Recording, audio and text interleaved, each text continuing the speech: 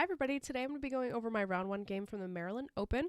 I was playing in the under 1700 section for the first time. I had only played in the under 1600 section at my last classical tournament, so this was my official second classical tournament, and I was playing a section up, which was a little bit exciting. I was excited to see how I was going to do. This was my first game. It was a game in 45 plus 30-second bonus every move, which I had never played that time control actually before, so I had played like some practice games, but I hadn't played in a classical tournament this time control. This was actually the first game of 3 in the same day. I decided to only play the 2-day schedule because the 3-day is just, it's so long, and I didn't really want to have to be there Friday night, an hour away, and then drive back an hour back, and then be back on Saturday to play another 2 games and then drive an hour. It was a whole thing, and I didn't want to deal with that. So I was playing in the 2-day, which you get 2 45-minute plus 30 games and then 110 plus 30 game for your evening round, which is a lot of chess in one day, I will admit, but I was down for the challenge. So let's get right into the game. I was playing with black versus a 1600 flat, and I was excited to see how I was going to do. I've beaten a 1600 before in the past in a tournament, so I knew that I was capable of winning, and I was excited. So he played 1d4, which, let me preface this by saying, when I was preparing for this tournament, I was like, I'll be fine. I don't need to practice my King's Indian lines. Like, I'll be fine. Let me just practice my Peart's lines, which is like 1e4, and I'll be fine. I'll figure it out with 1d4. And then literally my first game, I get 1d4, and I was like, well, maybe you should have actually looked at your lines, because I don't remember anything. So we're just going to go from there, and you're going to understand what I'm saying. So he played 1d4. I played 1g6. I like to play g6 prior to playing knight f6, because sometimes when I play knight f6 instead, I'll get the Trompowsky, and I just don't like dealing with this. So I have been avoiding this by just playing g6. And so he played c4, all regular stuff. I played knight f6, knight c3, d6, e4, bishop g7, f4. And here, I almost shit myself, because I was like, oh, he's playing the 4 pawns attack. This is a very ambitious opening for white, and I don't know how to play against it. I don't really look at this because not a lot of people play it, and it's also really annoying to deal with. So I saw this, and I was very stressed out, and this is only move 5. So I thought for maybe like a minute or two, and I was like, you know what? E5. And I was very confident in playing E5. I like pushed my piece, and I hit the clock, and I was just like, yeah, E5, come and get it. And funny story, I had calculated that if they take and I take back, and we do this, wait, okay, they trade, and I do this, then I'm just going to be up a pawn, right? No, I'm down a piece. So, not the best start for me. Thankfully, my opponent did not go into this, and instead, after I played e5, he played d5. So I was all good, and I didn't have to deal with that. Thankfully, I didn't go into that line. So he played d5. Maybe he was scared of my confidence when I had played e5. And so I played knight bd7, just trying to develop. I had really no plan. I had no idea what I was doing. I thought maybe I can bring a knight to c5 eventually. I'm not too sure, but I need to develop. And I'm not sure if I want to castle yet, because I don't know if they're just going to start like throwing all their pawns this way. So maybe I'm going to have to castle queenside. So I just didn't want to commit to castling yet.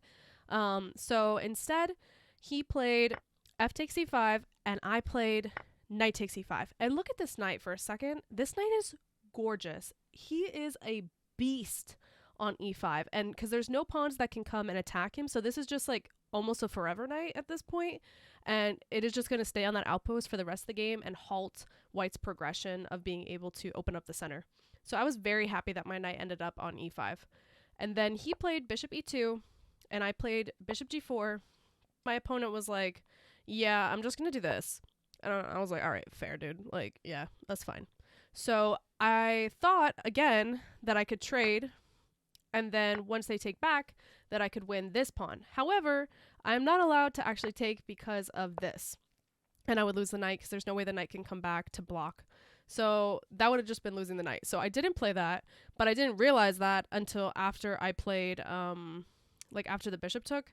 I was like, oh, I actually can't even take the c4 pawn. I'm definitely not trading this knight for this bishop because this knight is just extremely better than this bishop. All of their pawns are on light squares, so this bishop is not too good, and my knight is just amazing. So I kept repeating to myself in this position, I was like, don't trade the knight, don't trade the knight. So my opponent recaptured, and I played queen d7. And the idea behind queen d7 is now I'm actually threatening to take, because if there's no longer this check because now my queen blocks. And so now I'm actually threatening to take the c4 pawn. So my opponent played queen e2, defending the pawn, and I then decided to castle because I assumed they were probably going to castle because now like they've developed other pieces, they're probably going to castle, and they did. So now normally with a locked structure in King's Indian positions and even Pirk's positions, or Pirk's, however you want to say that, I usually want to open the board with f5. But because this technically isn't a locked position, like this is not a pawn, so this knight could get traded and eventually the center could open up, I didn't want to deal with that, and I didn't know if it was actually safe for me to play f5 because if the center opens up, my king is now open to just like all of these diagonals, and that's very scary for my king, and my king would be very unsafe. So I was like, I don't really have a plan, so I'm just going to develop. And I thought, okay, maybe let me just bring my rook to the e-file, and I could eventually maybe try and win this pawn in the future because it is a little bit weak. And so my opponent played bishop g5, attacking my knight, and I played h6. Just kind of asking the bishop a question like, hey, where are you going to go? Are you going to trade? Are you going to move back to h4? Where are you going to go? And so my opponent decided to take, and I took back, and then they played rook 81. And I looked at this move, and I didn't really understand it. And so I was a little bit concerned about the center opening up and me not having enough power in the center. So I just brought my other rook to d8, which might not be the most accurate move, but I really didn't know what else to do. And I was just kind of waiting for my opponent to make moves and open themselves up to an attack. So my opponent played knight b5, and I looked at this and I was like, oh, okay, you're attacking my a7 pawn. That's fine. I'll just push it. So then my opponent played knight d4, and I realized, oh, that's a pretty good knight. What am I going to do about that?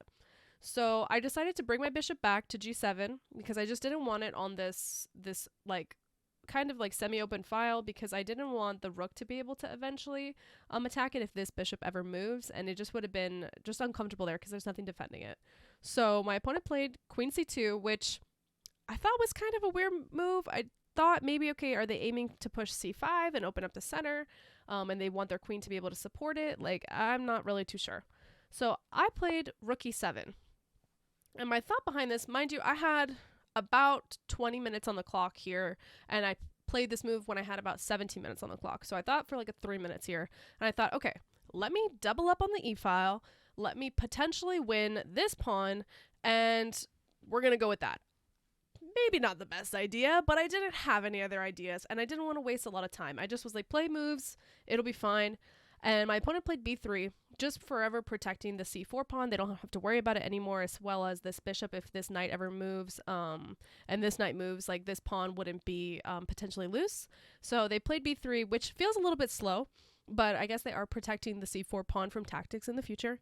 And then I played rook d e8. And I thought this was a pretty good move. I'm just continuing on with my plan. And then my opponent played bishop h5. You might ask, why are they doing this? And I thought to myself the same thing. I had no idea why my opponent did this. I looked at the move actually, and I was like, am I missing something? Can I just take the bishop? And I thought for maybe a minute, and I took the bishop. And so I realized, okay, maybe they're just trying to open up my g-file and potentially like maybe bring a rook, not here because the knight is here right now, but maybe like bring a rook over and then be able to transfer it over and then like bring their queen and be able to attack me on the g-file. But I just was like, prove it. I don't care. Like, I'm going to play that move. Prove that this is like a good move. So I took the bishop. They played knight f5. And then I realized, oh, I'm going to be down the exchange. But I got a free bishop for it, so I don't really care if I'm down the exchange. So I moved my knight back, and the reason I moved my knight back was because I wanted it to be able to just kind of like protect my G file and be able to not be opened up to more attacks that could eventually come this way. So I was just like, this feels like a really good square for my knight, and I'm going to put it there. So they took my rook, and I took back with the rook. Maybe I should have taken back with the queen, but I really liked my queen being able to defend the light squares because I have a dark squared bishop. So I wanted to keep my queen on the light squares and eventually maybe be able to come over here and attack them this way. And so they played rook f5, attacking my h5 pawn. And I played rook e5. Like, hey, let's trade. I'm so fine with trading because, you know, I'm up. Like, this is great for me. I would be happy to simplify. And I had 12 minutes on my clock. So opponent played rook df1, just doubling up. I traded, they took.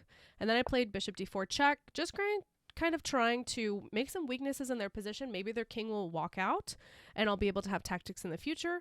Or if their king walks the other way to h1, I'm going to definitely have tactics in the future because my bishop is going to be controlling this diagonal and I'll eventually maybe be able to force an attack on the king side. So he played king h1, which I thought was very good for me. I was very happy to see this. And so then I played king g7 and I was protecting the h6 square. Maybe I should have technically played h4 instead. Maybe that's better. And just my knight protects this pawn and the rook can't take it. But I just was like, you know what? I really don't care. Like, I'm just going to protect it. And they moved their queen over and they're attacking my bishop. So I have to move my bishop back. I played bishop e5, aiming at this square. And then they took the pawn. And I was like, yeah, I kind of expected you to do that anyway. And so I played bishop f4. I thought here for maybe like 2 minutes. And I found a really, really pretty sequence. Now that the rook took on h5, I knew that I was going to have a really pretty sequence. So I played bishop f4 and they moved their queen here. And I was like, oh, that's great for me. And I played a really pretty move in queen g4. And I'm threatening mate. And they would, you know, mate in 2. They would block and then I would take and it would be mate. And I'm also threatening the rook. So my opponent here was very stressed out. And they were trying to find a move. He was like just very stressed out. And I was like, yay, I'm winning. This is great. So he found the only move in queen f3, forcing a trade of queens. And so I traded queens and simplified, and I was just like, you know what? I'm creating weaknesses in white's position. I'm very happy. I have 2 pieces for the rook, which is probably going to be better in an endgame. I'm very happy with where I'm at. So my opponent took back with the pawn, and I played knight e5, attacking this pawn. And so, and also just kind of threatening to like maybe come over here if like they end up being able to defend this pawn, and being able to just like kind of like just jump around and maybe go win some pawns. Like, and I'm just going to create weaknesses because my knight is just a lot better. And my knight and bishop pair is a lot better than their rook. So they played rook f5, attacking my bishop. I moved my bishop and then they played f4. And I was like, I'm definitely going to win that pawn now. Knight g6. I have 2 pieces attacking that pawn, and I'm going to win that pawn. They played e5 thinking that they were doing something, but they were not. And so I played bishop takes. They took, and then I took back with the bishop, not hurting my pawn structure and making sure that everything was going to be all good. And now I just have a passed pawn. So I just have to promote this pawn, and I'm going to win the game. So he played h3, which I didn't really understand. And then I played knight h4, attacking the rook. They played knight f1, rook f1. I played f5, pushing my pawn. I'm going to march down the board and run. I'm running that pawn. And so he played rook c1, and I thought maybe he's trying to push c5. So I just played b6, and I was like, push c5. I'm happy to trade. But then he played a4. I played a5, just trying to lock up the entire structure. He played rook e1, going back. I moved my king to bring it up. He checked me, but I moved up. I'm just going to walk that king as far as I can forward. And then he played king g1. I played f4. He played king f2. I played bishop c5 check. King f1. f3. I'm just marching. I'm going. He played rook e8. And I played king f4. And at this point, I had less than 2 minutes on my clock. I was very stressed out. My opponent had pretty much about the same amount of time, and I was very stressed out that I was going to lose this. Don't ask me why. I noticed that I was struggling with my confidence in this tournament of being able to convert games and being scared that I was going to lose when it gets to kind of into blitz territory. And even though there is a 30-second bonus, you still don't have a lot of time to calculate. You have maybe a minute to calculate, and then you'll get your 30-second bonus. And then at that point, you're playing off of 30 seconds, which is not a lot of time. And especially for me, I am not the greatest blitz player, and it just scares me. And so I played King F4. He played Rook H8, threatening my H6 pawn, and I played Knight G2. And here, I should have played Knight F5. And this is basically defending this pawn and not letting the rook ever come in for a check, even though obviously the bishop takes, but say they move up and then they want to come in for a check, I never have to deal with that, and I'll be able to then just like walk my king up and promote this pawn. So I was worried about that, but I didn't play Knight F5. I didn't even think about playing Knight F5. I was just like, bring the knight up to G2 instead, and then maybe be able to go like this way and check them, and then be able to push the pawn like with my bishop supporting. So he played Rook H7, and I was really scared of Rook F7. I was really scared that this was going to come and I was going to lose this pawn somehow, or that they were going to take this pawn, or this pawn, and then they were going to be able to promote. Like, I was just very scared that this was going to happen and they were just going to march their pawn this way. And I didn't have a lot of time to calculate. So I played Knight E3 check, King E1, Bishop B4 check, King F2, Knight D1 check, King F1, Knight E3 check, King F2, and I had a minute on my clock, and I offered a draw. And my opponent accepted. He was like, draw? Yeah, I'll take the draw. But you definitely had me beat. And I was just like, so frustrating. So frustrating. Oh my god, it was very frustrating. One of my friends, Jesse, was watching the game, and he was just like, he literally watched the game, and as soon as I offered a draw, he literally sat down next to me and looked at me like, are you fucking kidding me? Like, did you seriously just offer a draw in like a -9 position?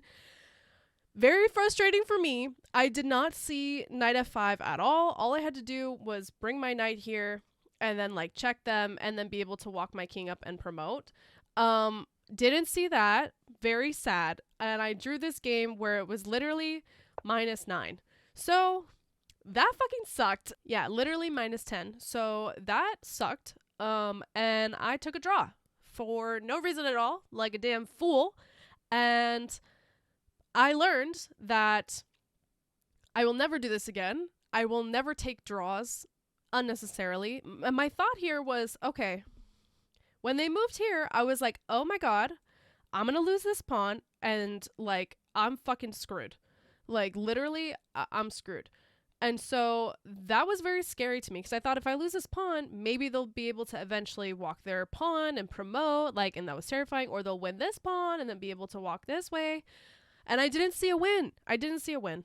So I took a draw like a fool and learned my lesson to not take draws. If I am literally have a pass pawn that's about to promote. Like, there's just no point in doing that.